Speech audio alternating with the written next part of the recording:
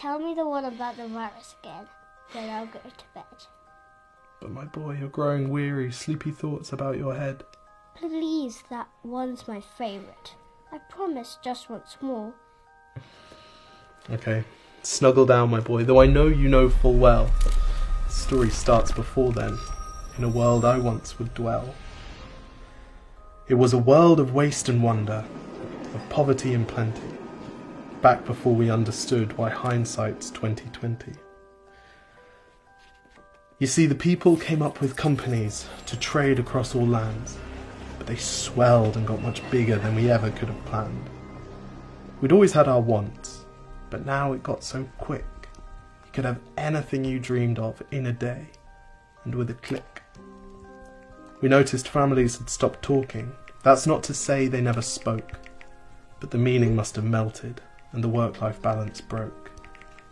And the children's eyes grew squarer, and every toddler had a phone. They filtered out the imperfections, but amidst the noise, they felt alone.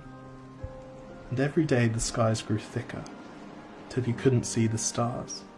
So we flew in planes to find them, while down below we filled our cars. We'd drive around all day in circles. We'd forgotten how to run. We swapped the grass for tarmac, shrunk the parks till there were none. We filled the sea with plastic, because our waste was never capped, until each day when you went fishing you'd pull them out, already wrapped. And while we drank and smoked and gambled, our leaders taught us why. It's best to not upset the lobbies, more convenient to die. But then in 2020, a new virus came our way. The governments reacted and told us all to hide away. But while we all were hidden, amidst the fear and all the while, the people dusted off their instincts. They remembered how to smile. They started clapping to say thank you and calling up their mums. And while the car keys gathered dust, they would look forward to their runs. And with the skies less full of voyagers, the earth began to breathe, and the beaches bore new wildlife that scuttled off into the seas. Some people started dancing, some were singing, some were baking. We'd grown so used to bad news, but some good news was in the making.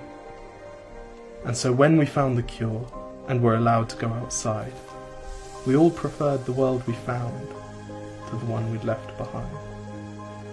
Old habits became extinct, and they made way for the new, and every simple act of kindness was now given its due.